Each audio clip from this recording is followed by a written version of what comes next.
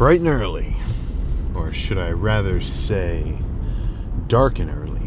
So this is actually 2 days from the last lift, 2 days from that last arm day.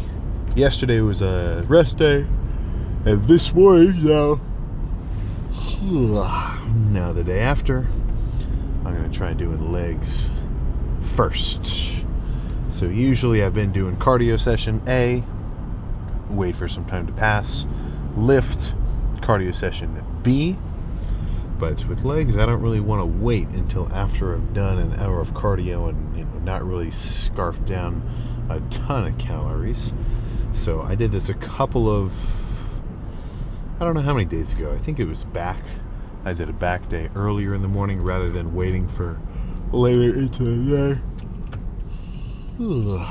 So, mind the yawning, but that's the approach for this morning. So, pre-workout not yet consumed. I'll save that for a little bit closer to the actual ETA to the gym.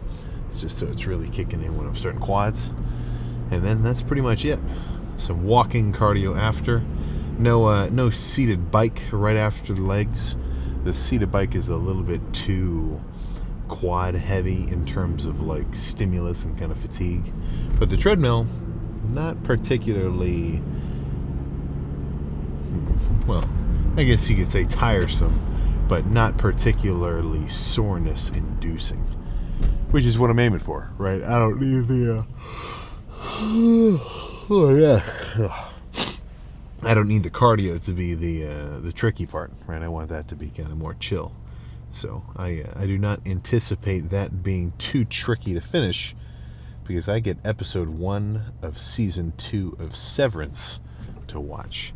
And I know it's like a 45-minute show, so I'll probably try to line it up such that I watch maybe 15 minutes of random BS, be it Instagram Reels or just like a YouTube video or something, and then get that show started. Little cardio tip. If you can really get engaged and kind of, locked into whatever show or like game you're playing on your phone while you're doing it, time does seem to pass faster. I'd say there's most certainly an entertainment effect which offsets the boredom typically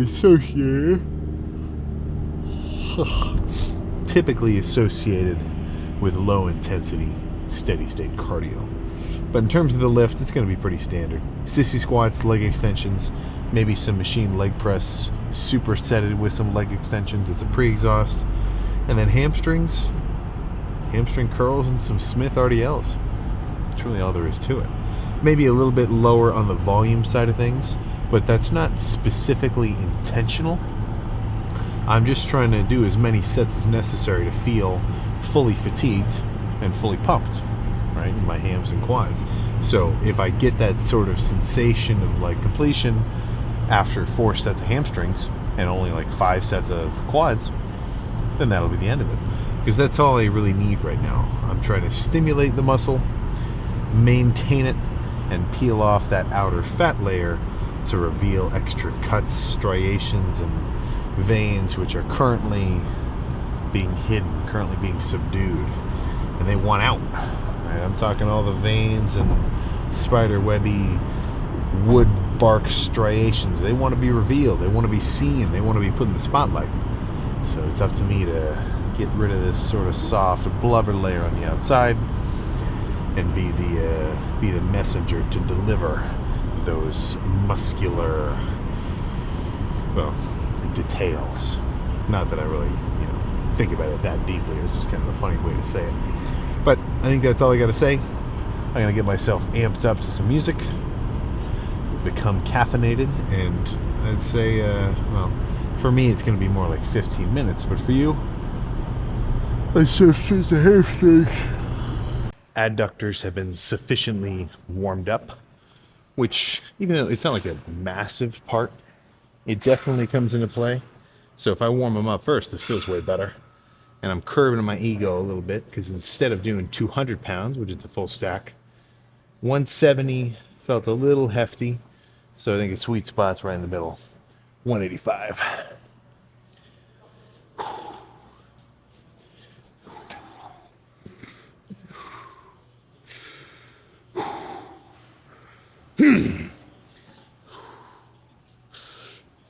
No. No. No. No. No. No. No. No. Oh my God. Oh. All right, let's drop to 170. One more. No. No. No. No. No. No. No. No. Okay. Let's do some RDLs. I might come back here, but that'll be after. I forgot my straps. That's okay. 80-pound RDLs. Perfect. All right.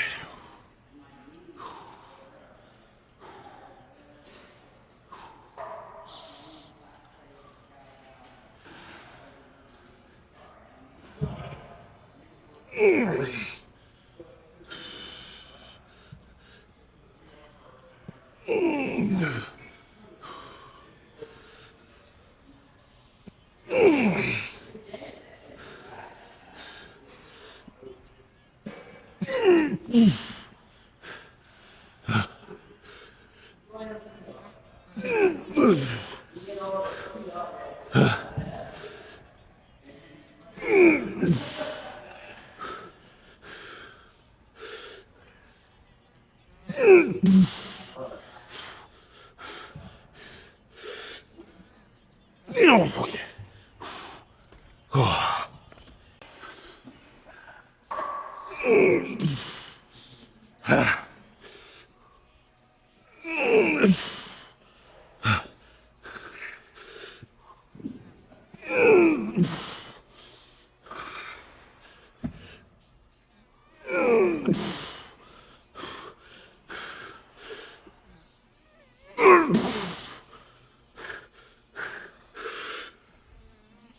Oh, yeah. Oh. Back to a curl.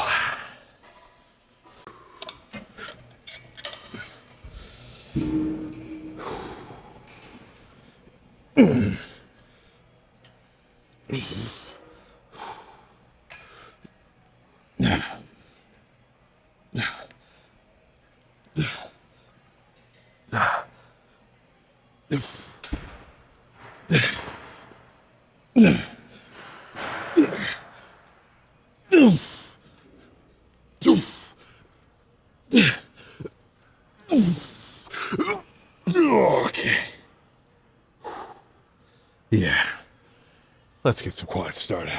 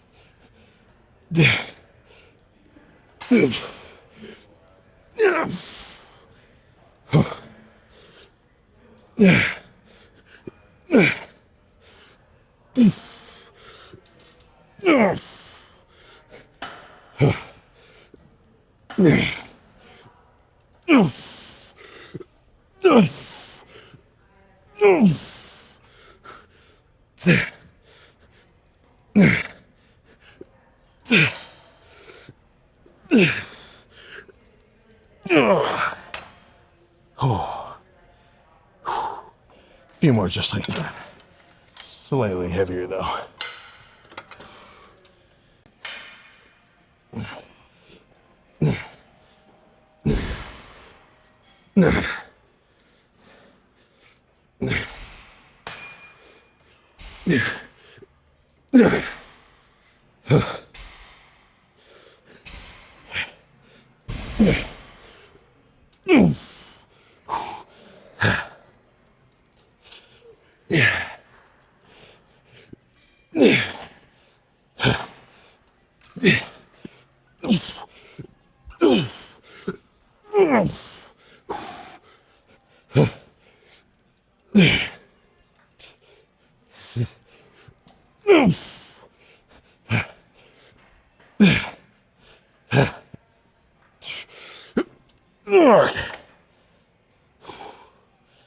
Okay.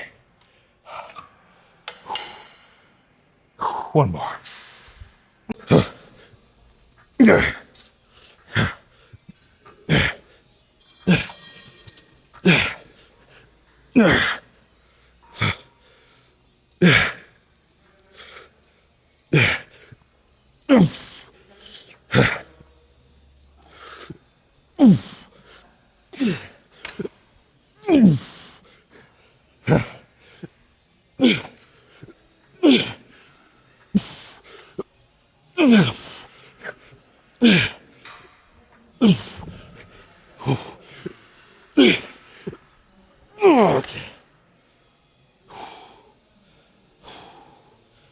Yeah.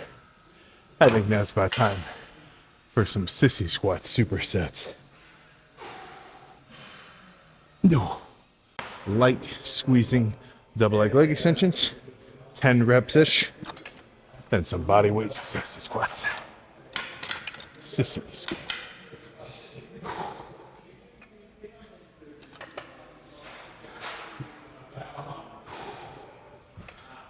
All right.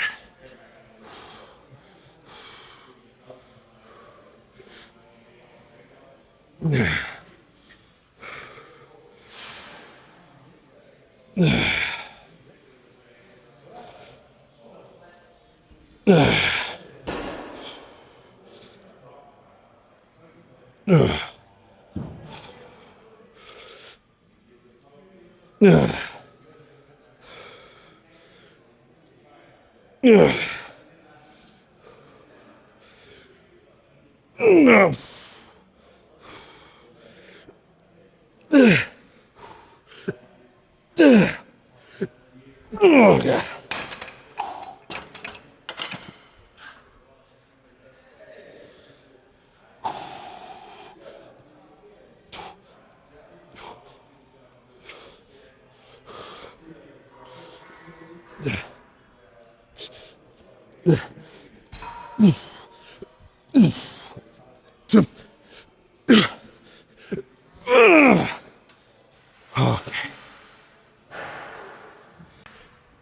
Okay.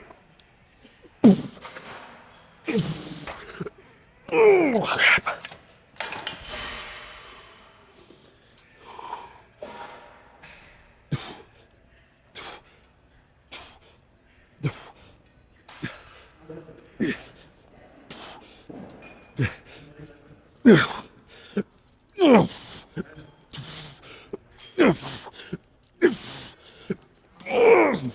Okay. Let's go post down. Oh, wait. All right. Legs complete and almost exactly the amount of volume that I had predicted, except it was that 5 sets of both. Either way, legs are pumped. Now they're not skin splitting pumped like a full, 1,000 gram of carb bulk day, but given my current circumstances, I'm feeling pretty good. So let's just see if there's a visual reflection that matches the sort of the inflated kind of feeling. There we go. All right. Should have worn shorter shorts now that I'm actually here, but what are you gonna do? Yeah, they still work. Oop. Let's get a little extra zoom in, quad only. Yeah, there we go.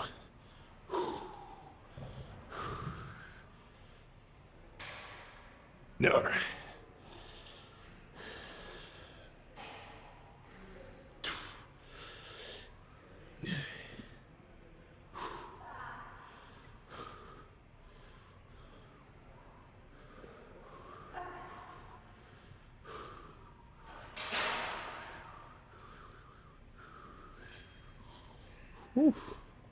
Well, they certainly feel pretty freaking cut up. Yeah, that's a pretty good amount of quad to freaking hamstring separation too. Now the hams aren't as freaky as they would be unpumped, kind of because when you have a hamstring pump, they sort of just, combine into a bit of a blob just from the inflationary effect of being pumped up. But we are definitely on track to freaking something. So for you, let's get in the car, head back to the crib. But for me, I am not leaving yet. I've got an hour-long mill session, god dang it. I can tell you one thing.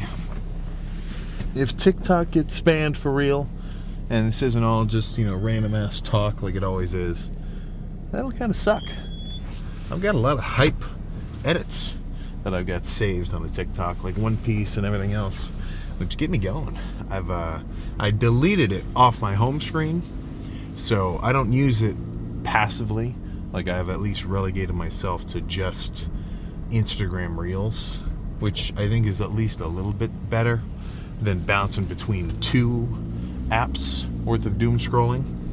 But yeah, during the cardio, if you've got like 30 second like hype One Piece or hype Baki or Attack on Titan or any other kind of like, little badass freaking edit, it's a pretty good way to pass the time. I mean, it gets me going for real.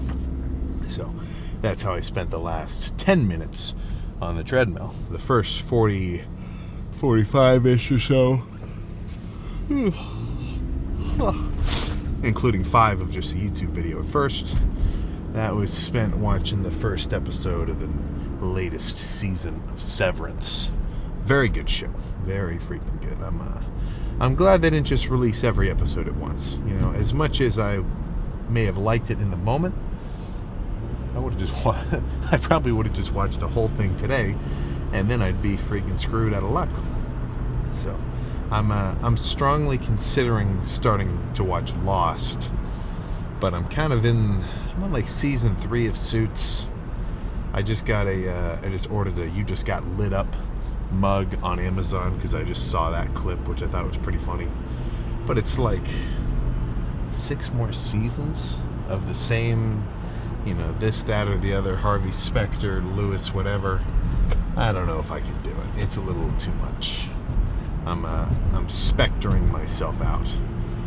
So I think I might either, whatever. Yeah, sorry about all the yawns, but I'm starting today off freaking nice and early. It was kind of cool getting to watch the sunrise during the cardio, though. Not something most people get to see. I'm kind of like, usually I think of myself as a cardio aficionado, right? Because I got the 30 minutes on the regular, which is definitely more than most people.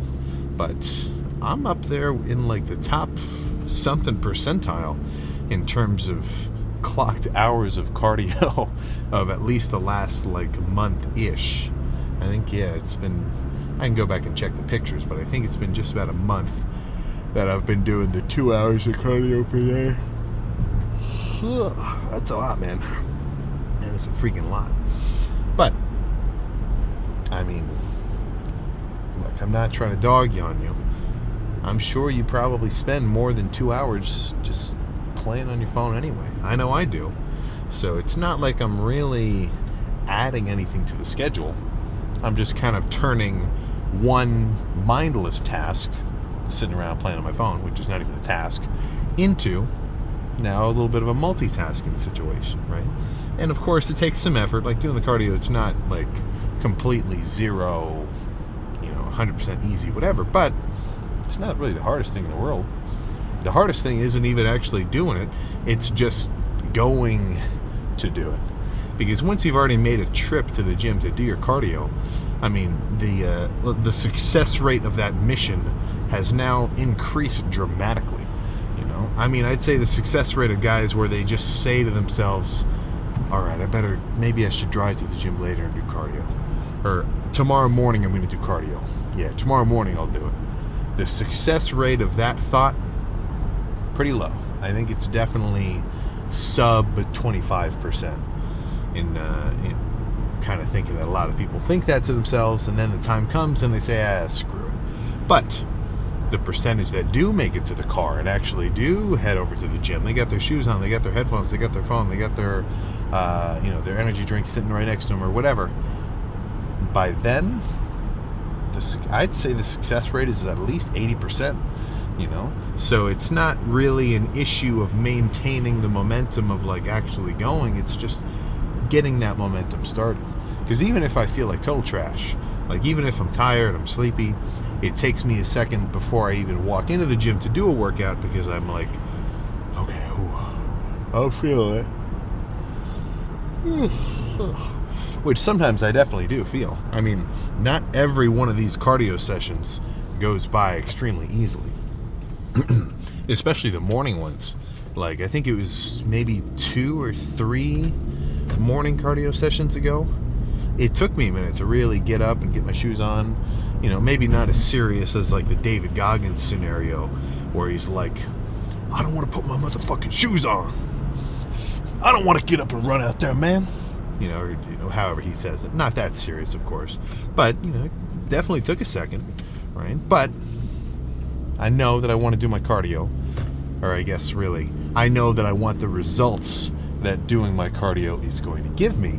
So, if that's the case, then it's simply a balance of, a balance of desires.